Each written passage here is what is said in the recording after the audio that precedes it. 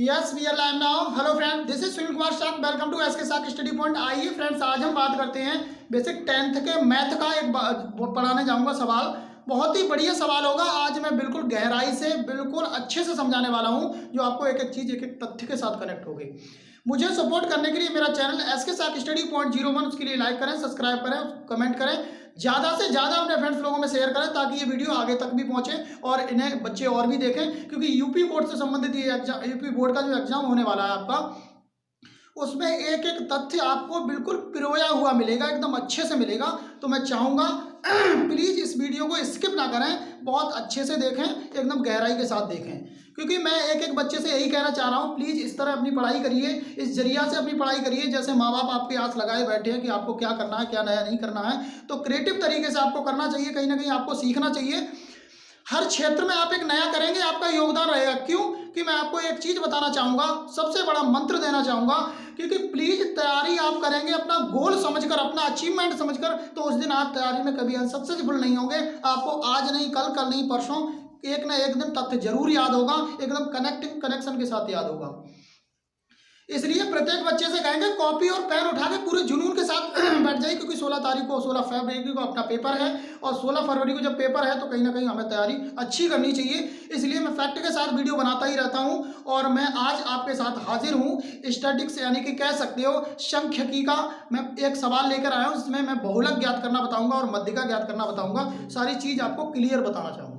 Okay, इसलिए बने रहिए मेरे साथ एसके साथ स्टडी पॉइंट 01 में। आपका बहुत बहुत स्वागत है। और नोट करिए, प्रत्येक सवाल को नोट करिए। जब मैं होमवर्क में कोई भी सवाल दूंगा आपको, तो प्लीज उस सवाल का उत्तर जरूर दिया करें कि कितना उसका आंसर होगा, कितना नहीं होगा। आ जाइए, देख लेते हैं। इस प्रकार का सवाल दिया हुआ, आयु वर्षों में दिए 5 से 15, 15 से 25, 25 से 35, 35 से 45, 45 से 55, 55 से 65, ये हमारा आयु दी है वर्षों में। मतलब इतना एवरेज चल रहा है इसका। रोगियों की संख्या 6, 11, 21, 23, 14 और 5, ये रोगियों की संख्या दी है। अब इसमें पूछा कि आपको बहुलक ज्ञात करना है। बहुलक ज्ञात करना है। अब देखो, मैं आपको एक चीज बताऊं कि बहुलक होता क्या है। बहुलक सबसे पहले समझेंगे कि बहुलक होता क्या है। बहुलक में हमारा जो फॉर्मूला रहेगा, वो फॉर्मूला बहुलक का हम देख लेते हैं क्या है क्या नहीं। बहुत नॉर्मल चीज है। फॉर्मूला यानी कि सूत्र रहेगा हमारा। सूत्र रहेगा, क्या रहेगा? बहुलक का सूत्र रहेगा हमारा। यहां लिखेंगे L1 लिख सकते हैं, पहला पद लिख सकते हैं, कोई दिक्कत नहीं। L1 F1 माइनस F0 रहेगा, और नीचे रहेगा हमारा 2 F0 2 F1 minus F0 minus F2, ये वाला हमारा रहेगा। इनटू में क्या होगा बेटा? H। इनटू में क्या होगा? H। सारी चीज देख लेते हैं। ये हमारा सूत्र लिखा हुआ है, ये हमारा क्या लिखा हुआ है? फॉर्मूला लिखा हुआ है। इस फॉर्मूले में अब मैं आपको बताऊंगा कि चीज आई कैसे, जाने कैसे और समझे कैसे। अब इस सवाल को एकदम आंसर में निकाल के दिखाऊंगा। सारी चीज यहां बताऊंगा क्या है क्या नहीं है, बिल्कुल बेसिक से। यहां सबसे पहले आपको एक चीज देखनी पड़ेगी। आपको ये देखना कि इनमें सबसे बड़ी रोगियों की जो संख्या लिखी है, सबसे बड़ी जो संख्या है वो कौन सी है? तो हम यहां गिवन दैट करके यहां लिख लेंगे, गिवन दैट, बहुत अच्छे से। इसमें सबसे ज्यादा बड़ा अंक हम देख लेते, कौन सा है सबसे बड़ा बेटा? अंक कौन सा है? 23। 23 से बड़ा कोई और तो नहीं है ना? 23 है, तो हम लिख लेंगे बेटा F1 हमारा क्या है? F1 है हमारा 23। एक बात बताओ बहुत बढ़िया तरीके से, हमारी अगर गिनती 1 है, 1 से पहले आपसे कोई पूछे तो क्या आएगा? तो आप आसानी से बता दो, 0 ही आएगा। पीछे 2 आएगा भाई, यही तो ना आ जाएगा। अब क्या करना है तुम्हें? ऐसी कंडीशन पर हमारा F1 तो तुम्हें 23 पता चल गया, लेकिन F0 बेटा क्या होगा हमारा? F0 कहीं ना कहीं कितना होगा? 21। और बात करेंगे F2 की, तो बेटा कितना F2 हमारा हो जाएगा?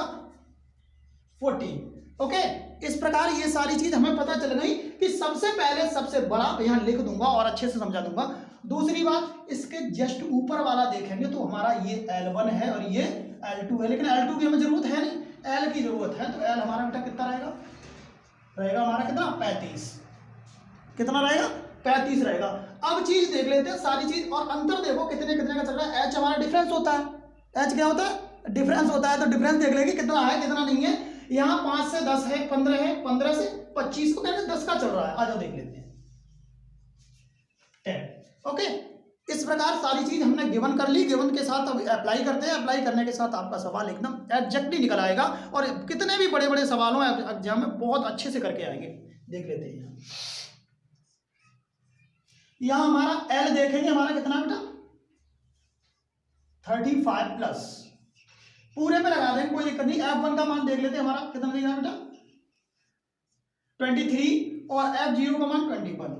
ओके, यहां लिखेंगे 2 इंटू, क्योंकि 2 यही लिखे, F1 का मान यहां देख लेते हैं कितना 23 माइनस F0 का मान देख लेंगे कितना है 21 माइनस F2 का मान कितना है 14 यानी कि 14 और गुणा यहां लगाएंगे H हमारा 10 है। ये बात हमें बिल्कुल जम रही है, जो हमने बिल्कुल इस तरीके से जाना है और फिट किया है। ओके, आज के बाद आपको देखने की जरूरत नहीं है, इसे आपको बहुलक निकालने की कतई जरूरत नहीं होगी, क्योंकि मैं इतना आसानी से इतना मस्त वे में पढ़ाऊंगा कि आप हंसी हंसी में सारा कुछ सीख जाएंगे।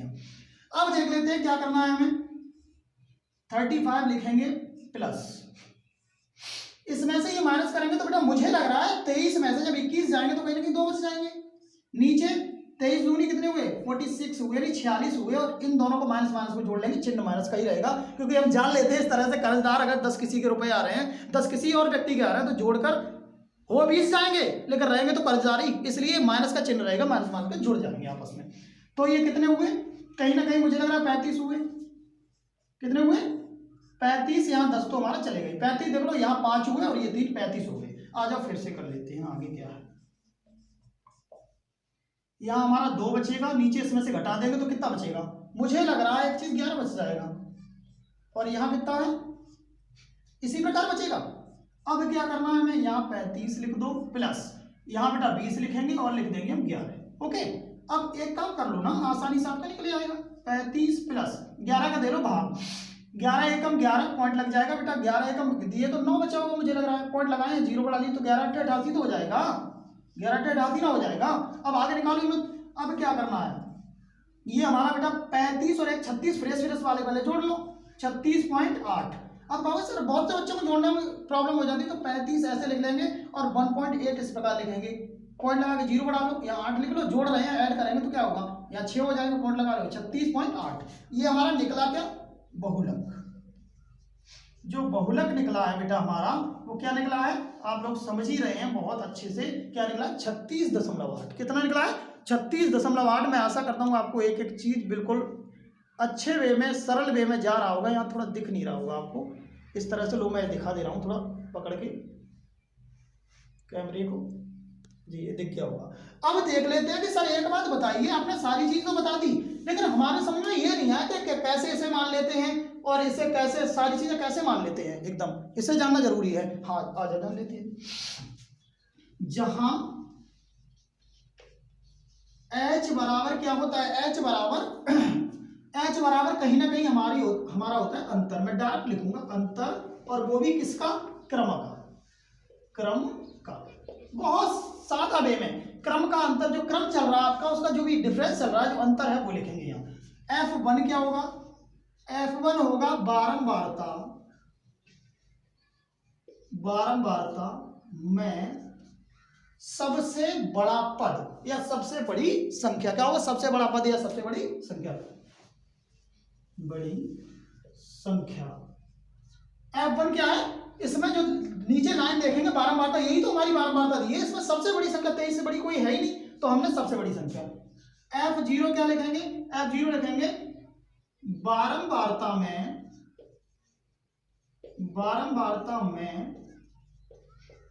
सबसे बड़ी संख्या से पहले वाली संख्या।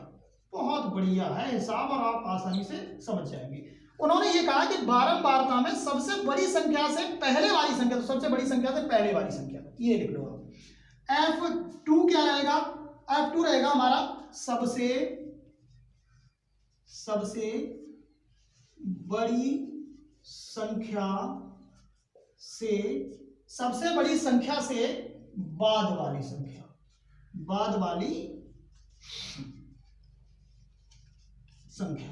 ये क्या रहा हमारा कि सबसे बड़ी संख्या से बाद वाली संख्या। एक डालना इसमें H हमारा अंतर रहा, F क्या रहा बारंबारता की सबसे बड़ी संख्या, तो बारंबारता में सबसे बड़ी संख्या क्या है हमारी 23, और F2 के F0 क्या है, बारंबारता जो हमने सबसे बड़ी संख्या मानी उससे जस्ट आगे वाला, तो जस्ट आगे वाला हमारा क्या 21, हमने 21 माना था। अब क्या है F2 क्या है, सबसे बड़ी संख्या से बाद वाला, तो सबसे बड़ी संख्या से बाद वाला ये है, पहले वाला ये है। तो इस प्रकार हमने जाना, ये वाली कंडीशन हमारी क्या है F0 दिखाई, ये वाली कंडीशन क्या है हमारी F1 दिखाई, और ये वाली कंडीशन हमारी क्या दिखाई F2। इस प्रकार ही तो कंडीशन समझे। ऐसा कोई भी सवाल हो, ऐसा कोई भी सवाल हो, आप आसानी से कर ले जाएंगे और आप बहुत अच्छे से करेंगे। मुझे लग रहा है कि आपको एक बिल्कुल क्लियर समझ में आ रहा होगा। एकदम स्क्रीनशॉट ले लें।